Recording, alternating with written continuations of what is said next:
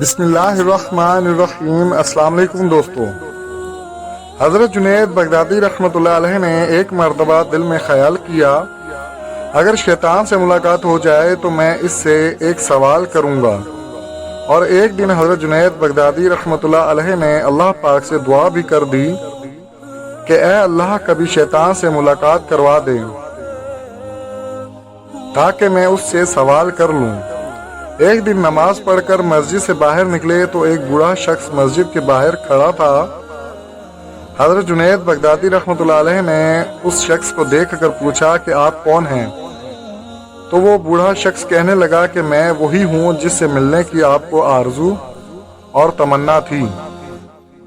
حضرت بغدادی رحمۃ اللہ علیہ سمجھ گئے کہ یہ اصل میں شیطان ہے۔ اتنے میں شیطان نے بھی کہہ دیا کہ میں شیطان ہوں، آپ مجھ سے کیوں ملنا چاہتے تھے؟ حضرت جنید رحمۃ اللہ علیہ نے شیطان سے کہا کہ تیرے متعلق میرے ذہن میں ایک سوال ہے۔ سوال یہ ہے کہ جب اللہ تعالیٰ نے حضرت آدم علیہ السلام کو سجدہ کرنے کے لیے کہا تو نے انکار کیوں کیا؟ کیا اللہ تعالیٰ کی عظمت کو تو نہیں جانتا تھا؟ ارے تجھے اللہ تعالیٰ کی معرفت حاصل تھی، اللہ تعالیٰ کی عظمتوں اور جلالتوں سے تو واقف تھا۔ اس قدر اللہ تعالیٰ کی قربت رکھنے کے باوجود اللہ تعالیٰ نے تجھے حکم دیا کہ آدم علیہ السلام کو سجدہ کرو، تو نے آخر کیوں سجدہ نہیں کیا؟ اس بات کو سننے کے بعد جب شیطان نے جواباً کہا، وہ جواب دراصل سننے کے قابل تھا۔ اس کے جواب نے کچھ دیر کے لیے حضرت بغدادی رحمۃ اللہ علیہ کے ہوش اڑا دیے۔ آپ جیسا توحید پرست، ایک اللہ کو ماننے والا، ایک اللہ کی پوجا کرنے والا، اور آپ کے ذہن میں ایسا سوال آ رہا ہے جو مشرکانہ ہے۔ یہ سوال کہ میں نے غیر اللہ کو سجدہ کیوں نہیں کیا؟ کہنے لگا کہ آدم علیہ السلام تو غیر خدا تھے، خدا تو نہیں تھے، میں غیر اللہ کو کیوں سجدہ کر لیتا؟ آپ جیسا توحید پرست آدمی ایسا مشرکانہ سوال میرے سے کر رہا ہے، بڑے افسوس کی بات ہے۔ حضرت جنید بغدادی رحمۃ اللہ علیہ کہتے ہیں، جب اس نے یہ بات مجھ سے کہی تو مجھے لگا کہ ہاں یہ تو ٹھیک کہہ رہا ہے، اور پھر تھوڑی دیر کے لیے مجھے ایسا معلوم ہوا کہ میرا ایمان سلپ ہو رہا ہے۔ اس لیے میں سناٹے میں پڑ گیا، ہوش و حواس باقی نہ رہے۔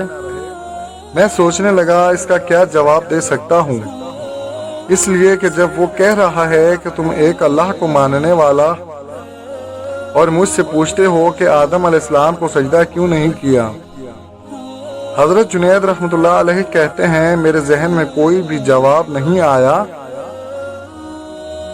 فوراً اللہ تعالیٰ کی طرف سے الہام ہوا اور مجھ سے کہا گیا کہ اس سے پوچھو کہ حکم دینے والا کون تھا۔ حکم دینے والا جب خود کہہ رہا ہے کہ فلاں چیز کو سجدہ کرو تو توحید اسی کا نام ہے کہ اس کی بات کو مان لیا جائے۔ حضرت جنید بغدادی رحمۃ اللہ علیہ فرماتے ہیں کہ اس الہام کے بعد میرا ایمان برقرار ہوا، اور نہ تو مجھے ایسا معلوم ہوا کہ میرے ایمان میں تو تزلزل پیدا ہو گیا ہے۔ یہ ہے شیطان کی مکاری اور عیاری۔ نہ غور سے کتب و ابدال کو چھوڑا، غور کرو کہ شیطان باتوں اور چیزوں کو کس طرح مزین کرتا ہے اور گمراہ کرنے کی کوشش کرتا ہے۔ اس کا اندازہ آپ خود ہی اس واقعے سے کر لیجئے۔ اس لیے کبھی بھی شیطان سے بے فکر نہیں ہونا چاہیے۔ شیطان کی مکاری اور عیاری سے بعض اوقات انسان بے ایمان بھی ہو جاتا ہے، لیکن اسے خبر نہیں رہتی کہ میں بے ایمان ہو گیا۔ شیطان کفر کو مزین کر دیتا ہے۔ اللہ پاک ہم تمام مسلمانوں کو شیطان کے ہتھ کنڈوں سے محفوظ رکھے، آمین۔ تو دوستو، آپ کو ہماری یہ ویڈیو کیسی لگی کمنٹ میں ضرور بتائیے گا۔ ملتے ہیں اگلی ویڈیو کے ساتھ۔ اپنا بہت سارا خیال رکھیں، خوش رہیں، آباد رہیں اور خوشیاں بانٹتے رہیں۔ اللہ حافظ۔